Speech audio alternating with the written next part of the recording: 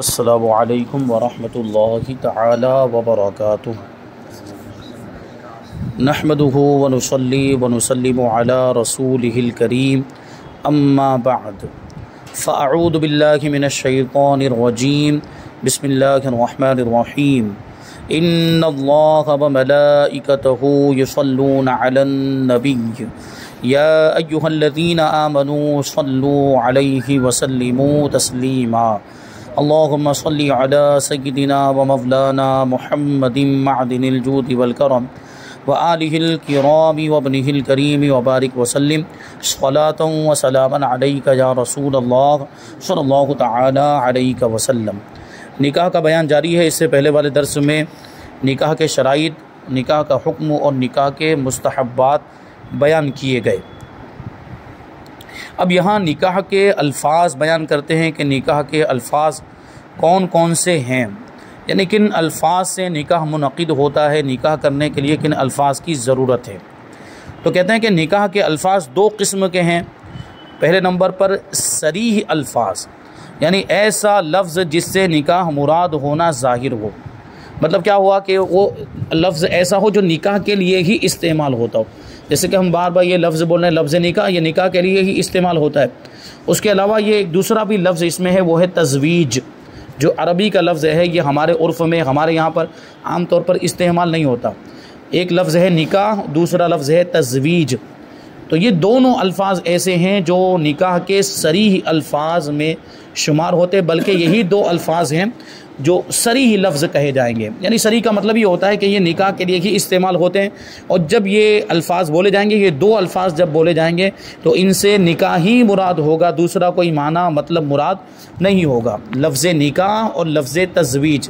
اسی وجہ سے ہمارے یہاں پہ کبھی کچھ قاضی حضرات ایسے ہوتے ہیں، نکاح خواں، نکاح پڑھانے والے ایسے ہوتے ہیں جو بعد میں عربی میں بھی بلواتے ہیں۔ یعنی جب دولہے سے قبول کرواتے ہیں تو دولہا بولتا ہے قبول ہے قبول ہے قبول ہے، تو یہ تو اردو میں بول دیا، اب اس سے بعد میں عربی میں بھی بلواتے ہیں قبلتها ونکحتها۔ اب اس میں ایک لفظ ہوتا ہے وتزوجتها، یہ ایک ہی لفظ ہے، یہ بلکہ دو لفظ سے مل کر بنا ہے ایک لفظ، لیکن ملا ہوا ہے، اس لیے ایک ساتھ میں اس کو بولنا چاہیے تزوجتها۔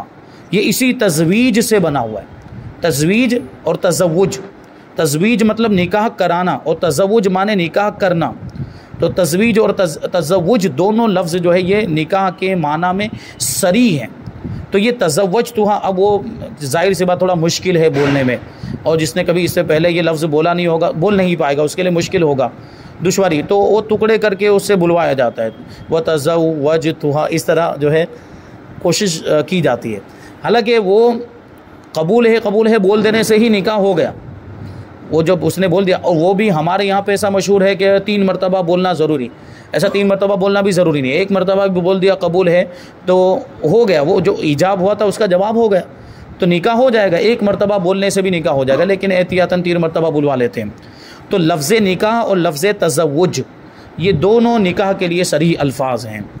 اب باقی کے جو الفاظ ہیں وہ کنایا کے الفاظ ہیں، اور کنایا کے الفاظ کا مطلب یہ ہوتا ہے کہ جن سے نکاح مراد ہونا ظاہر نہیں، دوسرے معنی میں بھی استعمال ہوتے ہیں، بلکہ زیادہ وہ دوسرے معنی میں استعمال ہوتے ہیں۔ نکاح اس وقت مراد لیا جائے گا جب کوئی قرینہ وہاں پر موجود ہو، یعنی کوئی ایسی بات ہو جو دلالت کر رہی ہو، جو بتا رہی ہو کہ یہ لفظ بول کر وہ لوگ نکاح مراد لے رہے ہیں، جبکہ وہ لفظ عام طور پر نکاح کے لیے استعمال نہیں ہوتا۔ جیسے ہبہ کا لفظ، خرید و فروخت کا لفظ۔ خرید و فروخت عام طور پر کسی سامان کو خریدنے بیچنے کے لیے، کسی سامان کی لے بیچ کرنے کے لیے استعمال ہوتا ہے۔ یہاں نکاح کے موقع پر خرید و فروخت اور بیع و شراء کا لفظ استعمال نہیں ہوتا، لیکن اگر کوئی قرینہ موجود ہے، کوئی ایسی بات موجود ہے، کوئی ایسی چیز موجود ہے جو دلالت کر رہی ہے، جو بتا رہی ہے، وہ چیز یہ بتا رہی ہے کہ یہاں یہ لوگ خرید و فروخت کا لفظ بول کر نکاح کرنا چاہ رہے ہیں، کوئی ایسی چیز ہے جس میں موقع محل یہ ہے کہ گواہوں کو جمع کیا ہے، اور وہاں اس کے رشتہ دار بھی موجود ہیں، اور سب جو ہے کہ کھانے وانے کا بھی انتظام کیا، سب یہ ہے، ولیمے وغیرہ کا بھی انتظام ہو چکا، تو یہ سب کہاں پر ہوتا ہے؟ یہ سب نکاح کے موقع پر ہی ہوتا ہے۔ تو اس سے سمجھ میں آ رہا ہے کہ یہاں نکاح ہو رہا ہے۔ اب اسی میں یہ الفاظ بول دیے، یعنی لڑکی بولتی ہے کہ میں نے اپنے آپ کو تمہارے ہاتھ بیچا، اور لڑکا بولتا ہے کہ میں نے خریدا، اور اس سے ان لوگوں نے نکاح مراد لیا، تو نکاح ہو جائے گا۔ یہاں خریدنا اور بیچنا اگرچہ بول رہے ہیں، لیکن اس سے نکاح ہو جائے گا۔ اس کو کہیں گے کنایا کے الفاظ، یعنی ان کا معنی کچھ اور ہے، استعمال کہیں اور ہوتے ہیں، لیکن قرینہ کی وجہ سے، کسی اور چیز کی وجہ سے، کسی دلیل کی وجہ سے وہ نکاح کے معنی میں استعمال ہوتے ہیں، نکاح کے لیے استعمال ہوتے ہیں۔ اور الفاظ کنایہ میں ان لفظوں سے نکاح ہو سکتا ہے جن سے خود شے ملک میں آ جاتی ہے۔ اب یہاں پہ بھی ہر لفظ نہیں، کنایہ کے الفاظ میں سے بھی وہ مطلب یہ مطلب نہیں ہوا کہ دوسرا کوئی بھی لفظ بول دے تو نکاح ہو جائے گا، نہیں، وہی لفظ بولا جا سکتا ہے جو تملیک کے لیے استعمال ہوتا ہے، یعنی کسی کو مالک بنانے کے لیے استعمال ہوتا ہے۔ جیسے کہ خرید و فروخت میں مالک بنایا جاتا ہے، خرید و فروخت میں یہ ہوتا ہے کہ جو چیز بیچی جا رہی ہے خریدنے والا اس کا مالک ہو جاتا ہے، اور جو اس کی قیمت ادا کی جائے گی تو بیچنے والا اس قیمت کا مالک ہو جاتا ہے، یعنی دونوں ایک دوسرے کے مالک ہو جاتے ہیں، دونوں عوض، دونوں بدل کے مالک ہو جاتے ہیں، تو اس میں مالک بنانا پایا جاتا ہے۔ اسی طریقے سے کسی کو کوئی گفٹ دینا، کسی کو تحفہ دینا، اس کے لیے ہبہ کا لفظ استعمال ہوتا ہے، عربی میں اس کو ہبہ کہا جاتا ہے۔ تو ہبہ کرنے میں بھی تملیک کا معنی پایا جاتا ہے، یعنی مالک بنانے کا معنی پایا جاتا ہے۔ میں اگر کہوں کہ میں نے یہ موبائل احمد کو دیا تو یہ لے لے، یہ قبول کر لے، تو موبائل اس کا ہو جائے گا کہ نہیں؟ موبائل کا وہ مالک ہو جائے گا۔ تو اس میں مالک بنانے کا معنی پایا جاتا ہے، تو اس لفظ سے بھی نکاح ہو سکتا ہے جبکہ وہاں پر کوئی قرینہ موجود ہو، یعنی کوئی وہاں پر نکاح پر دلالت کرنے والی چیز ہو، جیسے کہ میں نے ابھی اس کو سمجھایا۔ تو وہ الفاظ ایسے ہونے چاہیے جن میں ملکیت کا معنی ہو، جس میں مالک بنانے کا معنی پایا جاتا ہو۔ مثلا ہبہ جو میں نے ابھی کہا، گفٹ کرنا، تملیک یعنی مالک بنانے کا ہی لفظ، سیدھا مالک بنانے کا، یعنی لڑکی مثال کے طور پر یوں کہے کہ میں نے اپنے آپ کا تم کو مالک بنایا، اور لڑکا کہے کہ میں نے قبول کیا، تو ہو جائے گا، اس سے بھی نکاح ہو جائے گا، جبکہ وہاں پر بھی یہ پتہ چل رہا ہو کہ یہ لوگ نکاح کر رہے ہیں آپس میں بیٹھ کر۔ اور صدقے کا لفظ ہے، کیونکہ صدقے میں بھی تو مالک بنانا پایا جاتا ہے۔ کسی کو ہم صدقہ دیتے ہیں تو وہ سامنے والا اس کا مالک ہو جاتا ہے کہ نہیں ہو جاتا؟ اس کو مالک بنانے کے لیے ہی ہم دیتے، قرض یا ادھار کے طور پر نہیں دیتے کہ بھائی بعد میں واپس کرنا۔ ایسا ہوتا ہے کیا صدقے میں ایسا نہیں ہوتا، بلکہ صدقے میں مالک بنایا جاتا ہے۔ تو صدقے کا لفظ استعمال کرے کہ میں نے اپنے آپ کو تیرے اوپر صدقہ کیا، اور سامنے والا قبول کر لے تو ہو جائے گا۔ عطیہ کا لفظ بھی اسی لیے استعمال ہوتا ہے۔ اور بیع و شراء یعنی خرید و فروخت، مگر ان میں قرینے کی ضرورت ہے، کوئی قرینہ ہونا چاہیے، کوئی دلیل ہونی چاہیے، کوئی ایسی بات ہونی چاہیے جو بتا رہی ہو کہ یہاں نکاح ہو رہا ہے، کہ گواہ اس کو نکاح سمجھے، یعنی گواہوں کو بھی پتہ چلنا چاہیے کہ یہاں پہ نکاح ہو رہا ہے، کوئی دوسری بات نہیں ہو رہی، یا خرید و فروخت واقعی نہیں ہو رہی۔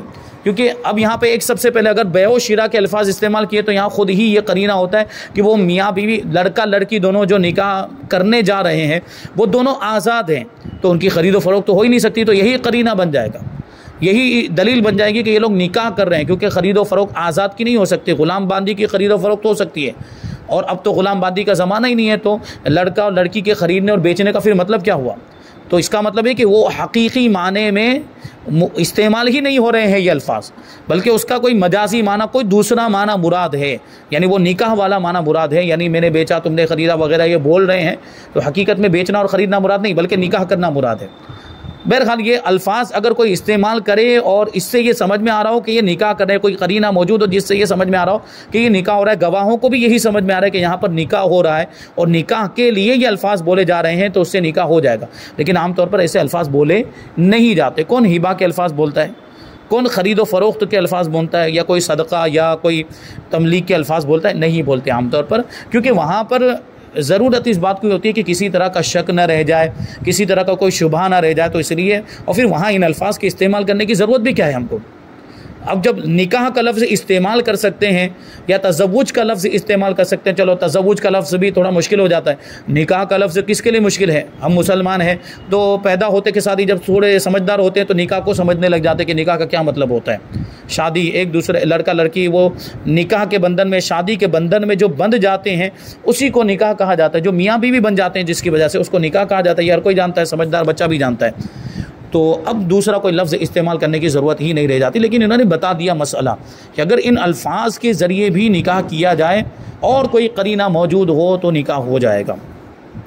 اب نکاح کا رکن بتا رہے ہیں۔ نکاح کا رکن ایجاب و قبول ہے، یعنی مثلا ایک کہے کہ میں نے اپنے کو تیری زوجیت میں دیا، اپنے آپ کو تیرے نکاح میں دیا، اور دوسرا کہے کہ میں نے قبول کیا، تو یہ دو چیزیں، یہ دو طرح کے جو الفاظ ہیں، یہ دو طرح کے جو جملے ہوں گے، یہی ایجاب و قبول۔ جو پہلے الفاظ ادا کرے گا لڑکا اور لڑکی میں سے اس کو ایجاب کہا جائے گا، اور جو بعد میں اس کے جواب میں الفاظ استعمال کرے گا اس کو قبول کہا جائے گا۔ اور ایسا کوئی ضروری نہیں ہوتا کہ لڑکی کی طرف سے ہی ایجاب ہو، ہمارے یہاں پہ عام طور پر ایجاب جو ہوتا ہے وہ لڑکی کی طرف سے ہوتا ہے، یعنی لڑکی کی اجازت لینے کے لیے جاتے ہیں۔ وکیل جو ہوتا ہے وہ لڑکی سے اجازت لیتا ہے کہ تو نے مجھے اپنا نکاح فلاں ابن فلاں کے ساتھ اتنے مہر کے بدلے میں ان گواہوں کی موجودگی میں پڑھانے کی اجازت دی، تو وہ کہتی ہے کہ میں نے اجازت، یا وہ خاموش رہے تب بھی اس کی اجازت مان لی جاتی ہے، کیونکہ اس کی خاموشی اس بات پر دلالت کرتی ہے کہ وہ راضی ہے، خاموشی بھی رضامندی ہے۔ ورنہ اگر وہ رد کرنا چاہے، وہ اگر ناراض ہو تو وہ بولے گی میں نہیں کرنا چاہتی نکاح، نہیں بول رہی مطلب راضی ہے۔ تو یہ باکرہ کنواری لڑکی کی خاموشی یہ رضامندی پر دلالت کرتی ہے، تو اس کی رضامندی مان لی جائے گی۔ تو ایسی صورت میں پھر وہ وکیل جو ہوتا ہے وہ آتا ہے مجلس نکاح میں گواہوں کی موجودگی میں، پھر لڑکے کے سامنے وہ الفاظ وکیل بولتا ہے، یا جو ہے کہ قاضی نکاح پڑھانے والا اس سے وہ الفاظ بلواتا ہے کہ تم نے اپنی موکلہ فلانا بنت فلاں کا نکاح اتنے مہر کے بدلے میں فلاں ابن فلاں سے کر دیا کہ نہیں؟ وہ بولتا ہے میں نے کر دیا۔ وکیل کیا بولتا ہے؟ میں نے نکاح کر دیا۔ اب اس لڑکے سے پوچھا جاتا ہے کہ کیا تم نے قبول کیا؟ تو وہ کہتا ہے میں نے قبول کیا۔ تو لڑکی کی طرف سے وہ الفاظ جو ادا کر رہا ہے، وکیل جو الفاظ ادا کر رہا ہے، یہ ہو گیا ایجاب۔ اور پھر جو لڑکا کہتا ہے میں نے قبول کیا، مجھے قبول ہے، یہ جو الفاظ ہوتے ہیں اس کو قبول کہا جائے گا۔ ایجاب و قبول میں جو قبول ہے وہ والا قبول۔ اس کا الٹا بھی ہو سکتا ہے، یہ اس کو بہت زیادہ ضروری سمجھا جاتا ہے کیونکہ یہ طریقہ بہت عام ہے، عام طور پر اسی طریقے سے نکاح ہوتا ہے، تو لوگ اس کو ضروری سمجھتے ہیں کہ ایجاب ادھر ہی سے ہونا چاہیے اور قبول لڑکے کی طرف سے ہونا چاہیے۔ اس کا الٹا بھی ہو سکتا ہے، یعنی ایجاب لڑکا کرے اور لڑکی قبول کرے تب بھی نکاح ہو جائے گا۔ یعنی لڑکا کہے، مثال کے طور پر دونوں کو ایک مجلس میں بٹھا دیا گواہوں کی موجودگی میں، لڑکا اور لڑکی کو پردے کے ساتھ بٹھا، اگر اجنبی لوگ ہیں تو لڑکی کو پردے کے ساتھ، اور ابھی اس کے ساتھ نکاح نہیں ہوا تو یہ خود بھی اجنبی ہے، لڑکا بھی اس کے لیے، تو پردے کے ساتھ اس کو بٹھا دیا۔ اور اب لڑکا خود کہے کہ میں نے اپنے آپ کا نکاح تجھ سے کیا، میں نے اپنے آپ کو تیرے نکاح میں دیا، لڑکی کہے میں نے قبول کیا، تو اس سے بھی نکاح ہو جائے گا، اس سے بھی نکاح ہو جاتا ہے۔ یعنی اس کا عام طور پر جو ہوتا ہے اس کا الٹا ہو جائے، یعنی ایجاب اگر لڑکے کی طرف سے ہو، قبول لڑکی کی طرف سے ہو تو اس سے بھی نکاح ہو جاتا ہے۔ یہ نکاح کے رکن ہے، ایجاب و قبول نکاح کے رکن ہے۔ رکن ہونے کا مطلب کیا ہے؟ بہت ہی اہم اور ضروری ہے۔ رکن مطلب اس کا حصہ ہے، اور استمبھ ہے، ستون کی حیثیت رکھتے ہیں کہ ستون اگر گر جائے تو پوری عمارت ہی گر جاتی ہے، پلر اگر گر جائے تو بلڈنگ گر جاتی ہے، مطلب یہ نہیں تو نکاح ہی نہیں۔ ایجاب و قبول میں سے اگر کوئی ایک بھی نہیں، ایک آدمی بیٹھا ہے اور وہ 1000 بار بولتا رہے کہ میں نے فلانا بنت فلاں سے نکاح کیا، میں نے فلانا بنت فلاں سے، لیکن اس کی طرف سے قبول ہی نہیں کیا گیا، تو نکاح ہوگا؟ نہیں ہوگا۔ قبول کرنا ضروری ہے۔ اسی طرح لڑکی کی طرف سے وکیل آ کر مجلس میں 1000 مرتبہ بولتا رہے کہ میں نے اپنی موکلہ کا نکاح فلاں ابن فلاں سے کیا، اتنے مہر کے بدلے میں کیا، بولے جا رہا ہے، لیکن لڑکا قبول ہی نہیں کر رہا ہے، تو نکاح ہوگا؟ یا لڑکے نے انکار کر دیا میں نے قبول نہیں کیا، تو اس سے بھی نکاح نہیں ہوگا۔ وہ سارا جو انتظام ہو گیا، جو کچھ خرچہ کیا ہوگا وہ، یہ کبھی ایسے واقعات بھی ہوتے ہیں، کبھی لڑکا بول دیتا ہے مجھے قبول نہیں ہے کیونکہ لڑکی اس کو پسند نہیں ہوتی، زبردستی کرایا جا رہا ہوتا ہے نکاح۔ وہ معاملات آج کل تو وہ جو چلتے ہیں نا، محبت کے معاملات اور تعلقات جو ہو جاتے ہیں، تو اس کی وجہ سے بڑے معاملات ہیں۔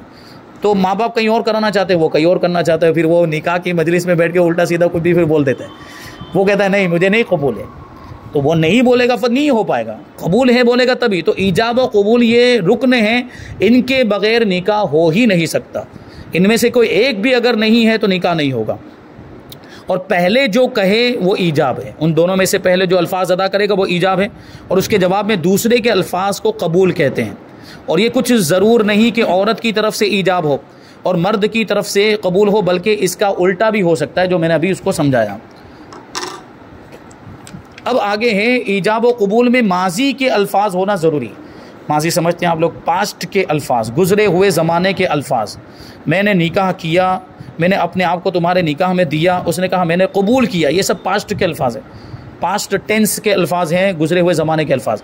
مثلا یوں کہے کہ میں نے اپنا یا اپنی لڑکی یا اپنی موکلہ کا تجھ سے نکاح کیا، یا ان کو تیرے نکاح ہمیں دیا، اور وہ کہے کہ میں نے اپنے لیے یا اپنے بیٹے یا موکل کے لیے قبول کیا، کیونکہ اگر وہ خود سامنے بیٹھا ہوا ہے قبول کرنے والا تو خود کہے گا کہ میں نے قبول کیا، جیسے لڑکے سے قبول کروایا جاتا ہے تو وہ کہتا ہے۔ کبھی ایسا بھی ہو سکتا ہے کہ وہ خود موجود نہیں، اس کا وکیل موجود ہے، تو وکیل کہے گا کہ میں نے اپنے موکل کے لیے قبول کیا، یا باپ موجود ہے تو وہ کہے گا کہ میں نے اپنی لڑکی کے لیے قبول کیا۔ تو یہ قبول کیا کا لفظ ہے، اور نکاح میں دیا کے جو الفاظ ہیں یہ ماضی کے الفاظ ہیں، ماضی کے الفاظ ہونے ضروری ہیں۔ یا ایک طرف سے امر کا صیغہ ہو اور دوسری طرف سے ماضی کا صیغہ ہو۔ امر مطلب حکم دینا، یعنی ایک طرف جو الفاظ ہوں وہ حکم دینے والے الفاظ ہوں اور دوسری طرف جو الفاظ ہوں وہی گزرے ہوئے زمانے کے الفاظ ہوں. مثلا یوں کہے کہ تو مجھ سے اپنا نکاح کر دے, یہ حکم دینا ہوا کہ نہیں, یہ امر کا لفظ ہوا کہ تو مجھ سے اپنا نکاح کر دے, یا یہ کہ تو میری عورت ہو جا, تو میری بیوی بن جا. اب اس نے کہا کہ میں نے قبول کیا, یعنی لڑکی نے قبول کر لیا. یا یوں کہا کہ زوجیت میں دیا, یعنی اس نے کہا کہ میں نے قبول کیا, یا یوں کہا کہ میں نے اپنے آپ کو تیری زوجیت میں دیا, اپنے آپ کو تیری بیوی بنایا, اپنے آپ کو تیری عورت کیا, یا تیرے نکاح میں دیا, تو اس سے بھی نکاح ہو جائے گا. ایک طرف امر ہے, حکم دینے والا لفظ ہے, اور دوسری طرف ماضی کا لفظ ہے, تو اس سے نکاح ہو جائے گا. یا ایک طرف سے حال کا صیغہ ہو, دوسری طرف سے ماضی کا. اب ماضی کا تو آپ لوگ سمجھ گئے ہیں. حال کا مطلب جس سے موجودہ زمانہ سمجھ میں آ رہا ہو. جیسے ہم لوگ بولتے ہیں کہ میں کھاتا ہوں, میں پیتا ہوں, تو اس سے موجودہ زمانہ سمجھ میں کھا رہا ہوں, میں پی رہا ہوں, اس سے موجودہ زمانہ سمجھ میں آتا ہے. میں نے پیا, میں نے کھایا, یہ گزرا ہوا زمانہ. میں پیوں گا, میں کھاؤں گا, یہ آنے والا زمانہ. تو اس سے میں کھاتا ہوں یا میں پیتا ہوں, اس سے یہ حال والا زمانہ سمجھ میں آ رہا ہے, یعنی موجودہ زمانہ سمجھ میں آ رہا ہے. تو ایک طرف حال کا لفظ ہو اور دوسری طرف ماضی کا لفظ ہو. مثلا اس میں سے ایک کہے کہ, یعنی لڑکی یہ کہے کہ میں تجھ سے اپنا نکاح کرتی ہوں, میں تجھ سے اپنا نکاح کرتی ہوں, تو اس کے جواب میں کہے کہ میں نے قبول کیا. یعنی شوہر وہ لڑکا یہ کہے کہ میں نے قبول کیا, ٹھیک ہے. یا لڑکا لڑکی سے کہے کہ تو مجھ سے اپنا نکاح کرتی ہے, تو اس نے کہا کہ کیا, میں نے نکاح کیا, تو نکاح ہو گیا. یا یوں کہ میں تجھ سے نکاح کرتا ہوں, تو اس نے کہا کہ میں نے قبول کیا, تو اس صورت میں بھی نکاح ہو جائے گا. ان دونوں صورتوں میں پہلے شخص کو اس کی ضرورت نہیں ہے کہ کہیں میں نے قبول کیا. یعنی کیا مطلب ہوا کہ پہلے یوں کہا کہ تو مجھ سے اپنا نکاح کرتی ہے, تو جواب میں عورت نے, لڑکی نے یہ کہہ دیا کہ میں نے کیا. تو اب پھر سے لڑکی کے لیے یہ کہنا ضروری نہیں ہے کہ میں نے قبول کیا, یعنی اس کا جو پہلا والا جملہ ہے وہی کافی ہے, ٹھیک ہے. تو مجھ سے نکاح کرتی ہے, تو اس نے کہا میں نے قبول. ہاں, لڑکے کے لیے پھر سے یہ کہنا ضروری نہیں ہوگا کہ میں نے قبول کیا. اور لڑکے نے اگر یوں کہا کہ کیا تم مجھ سے نکاح کرتی ہے, اس نے کہا کہ میں نے کر دیا, تو اب لڑکے کے لیے پھر سے قبول کرنا ضروری نہیں ہوگا. وہی کہہ رہے ہیں. اور اگر کہا کہ تو نے اپنی لڑکی کا مجھ سے نکاح کر دیا, اس نے کہا کر دیا یا کہا ہاں, تو جب تک پہلا شخص یہ نہ کہے کہ میں نے قبول کیا, نکاح نہ ہوگا. کیونکہ یہاں پہ اب نکاح کرانے والا کوئی اور ہے, لڑکی خود موجود نہیں ہے, اس کا وکیل ہوگا یا اس کا ولی ہوگا. تو اس سے پوچھ رہا ہے کہ کیا تو نے اپنی لڑکی کا نکاح مجھ سے کر دیا, تو اس نے کہا ہاں کر دیا. تو اب اس کو یوں کہنا پڑے گا میں نے قبول کیا, تب جا کے نکاح ہوگا. یہ ضروری ہے. اور ان لفظوں سے کہ نکاح کروں گا یا قبول کروں گا, نکاح نہیں ہو سکتا. کیونکہ دیکھیں یہاں پہ اب مستقبل کے الفاظ آ گئے, فیوچر ٹینس کے الفاظ آ گئے, یعنی کروں گا, قبول کروں گا. تو یہ تو آنے والے زمانے کی بات چل رہی ہے. تو یہ تو ایک وعدہ ہو گیا. یہ ابھی فی الحال نکاح منعقد کرنے والے الفاظ ہی نہیں ہیں. یہ تو نکاح کا وعدہ کر رہے ہیں کہ کروں گا, یعنی آنے والا زمانہ جب آئے گا, مستقبل آئے گا, فیوچر میں دیکھیں گے, یہ مطلب ہوا. تو ابھی فی الحال تو نکاح نہیں ہوگا ان الفاظ کے ذریعے سے. تو مستقبل کے الفاظ سے نکاح نہیں ہوتا. اب نکاح سے تعلق رکھنے والے چند دوسرے ضروری مسائل بیان کرتے ہیں کہ نکاح میں یہ امر ضروری ہے, نکاح میں یہ بات ضروری ہے کہ منکوحہ, یعنی جس لڑکی سے نکاح کیا جا رہا ہے وہ گواہوں کو معلوم ہو جائے. میں نے پتہ ہونا چاہیے کہ کون سی لڑکی کے ساتھ اس کا نکاح ہو رہا ہے, کیونکہ گواہوں کو بعد میں گواہی دینی ہے. اگر خدا نہ خواستہ کوئی معاملہ ہو گیا, اختلاف ہو گیا, جھگڑا ہو گیا, عام طور پر تو ایسا ہوتا نہیں ہے, لیکن گواہ رکھے کیوں جاتے کہ کبھی میاں بیوی میں جھگڑا ہو گیا کہ بھائی ہمارا تو نکاح ہوا ہی نہیں ہے. تو مثال کے طور پر لڑکا کہہ رہا ہے کہ میرا نکاح نہیں ہوا, لڑکی کہہ رہی ہے کہ ہوا ہے ہمارا نکاح. تو کیا کرنا پڑے گا, گواہوں سے ثابت کرنا پڑے گا. تو اب وہ گواہ لائے جائیں گے جو نکاح کے وقت موجود تھے.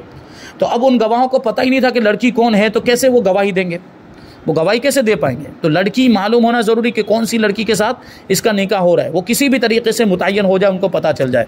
یعنی یہ کہ فلاں عورت سے نکاح ہوتا ہے. تو اس کے دو طریقے ہیں. ایک یہ کہ اگر وہ مجلس عقد میں موجود ہے, یعنی لڑکی اس محفل کے اندر موجود ہے جس میں نکاح ہو رہا ہے, تو اس کی طرف نکاح پڑھانے والا اشارہ کر کے کہے کہ میں نے اس کو تیرے نکاح میں دیا, یعنی لڑکی موجود ہے اور اسی لڑکی کی طرف اشارہ کر کے کہ اس لڑکی کو تیرے نکاح میں دیا. تو اشارے سے وہ متعین ہو گئی, اشارے سے پتہ چل گیا کہ کون سی لڑکی ہے, کس لڑکی کے ساتھ اس کا نکاح ہو رہا ہے. تو اب پتہ چل گیا.